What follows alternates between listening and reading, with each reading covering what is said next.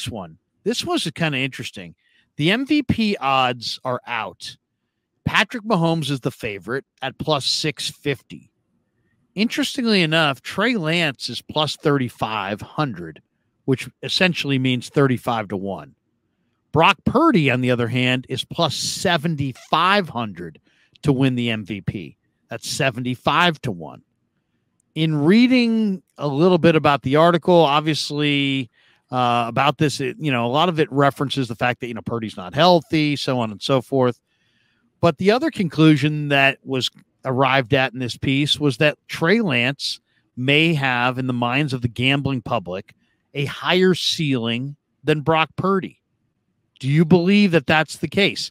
Does Trey have a higher ceiling than Brock Purdy, or are we projecting traits and that's a dangerous thing to do? I don't know. I don't have enough of a sample size of Trey Lance to be able to know what realistically is his ceiling. If we're looking solely at his physical traits, yeah. If Trey Lance utilizes every single iota of his talent, yes, he's got a higher ceiling than Brock Purdy if he utilizes every single iota of his talent. Now, what is realistically attainable for Trey Lance? I don't know. What is realistically attainable for Brock Purdy? I also don't know, because he's only played 8 games in the NFL. So that's where I think the ceiling argument's a little bit overrated.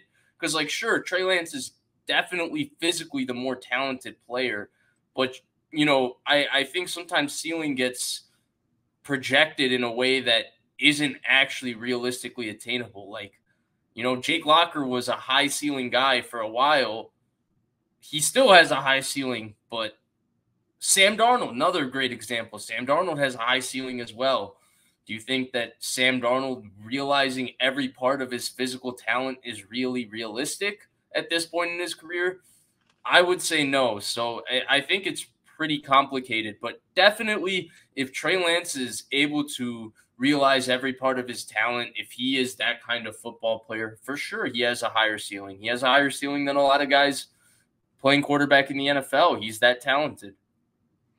It's one of those things where it's like, I don't know who really has the higher ceiling, because playing quarterback is not as simple as, the bigger guy is better than the smaller guy. The guy with the stronger arm is better than the guy with the weaker arm. The guy who's got, unbelievable foot speed is better than the guy who's slow. It's hard to say that when the best quarterbacks have been guys like Drew Brees, Tom Brady, Joe Montana, if you want to go way back. If you want to go way, way, way back, Johnny Unitas. It's hard to believe. It's hard to say who's got the higher ceiling when the greatest of all time was Joe Montana, and now it's Tom Brady. And I don't, you know what I mean? Tom Brady was tall, but Tom Brady didn't have the strongest arm. Yeah, Joe Montana was tallish, 6'2" and change, but he didn't have the greatest arm. But he had escapability, touch, timing, competitiveness, accuracy. Yeah, but you also have Elway, and you have Marino, and you have Mahomes, and you have Rodgers. So there's been a lot of physical marvels that have been phenomenal quarterbacks as well, too. But let's go into that though. I mean, so Aaron Rodgers, he didn't go first, and Alex Smith did, because Alex Smith the thinking was that he had better physical profile. Aaron Rodgers was 6'2", 225. Alex Smith was 6'4" and a half, 220. So he had bigger size. And I mean, it's like, it really comes down to, it's not really about the physical.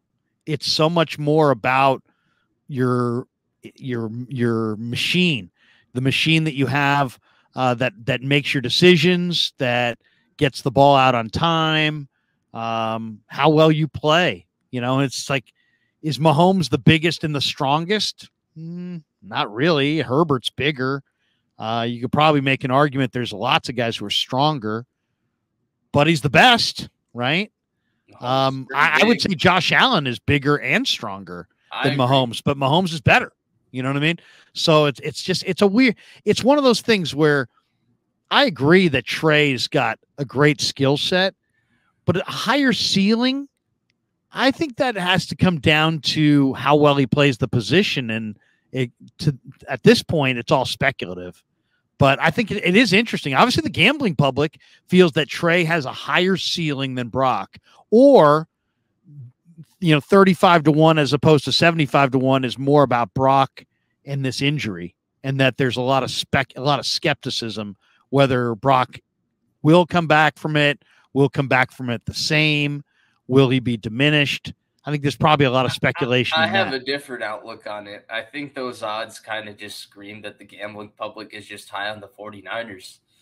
They think that regardless of who plays quarterback, that guy's going to be successful because of who he's coached by and who he's surrounded by. You're saying that well, but then wouldn't they both have higher odds than 35-1? Well, at the end of the day, they're still unknowns, right? It's tough to give them higher odds than Josh Allen, and there's two of them, right? If we knew one of them was the definitive starter, I think their odds would be better than a lot of people besides perhaps the Mahomes, the Burrows, the Allens, the Justin Herberts. It is interesting, though, what is the ceiling of Trey Lance? What is the ceiling of Brock Purdy? We don't know. That's the problem. Yeah, for either. It's so speculative. I think people pretend to know, right? They say, well, Trey's bigger. Trey has a stronger arm. And it's like you said, those things don't always indicate the better quarterback. They indicate physically that he's the more talented quarterback, but that's if all the other things are equal, then his bigger arm makes a bigger difference than Purdy's weaker arm, And that's where to me, it's still completely speculative because realistically, we don't have enough of a sample of the high end to say that's what Trey Lance's high end is. In fact, we don't even have enough of the sample of the low end to say that's what his low end is. We don't know what he is. We haven't even seen the guy play back-to-back games.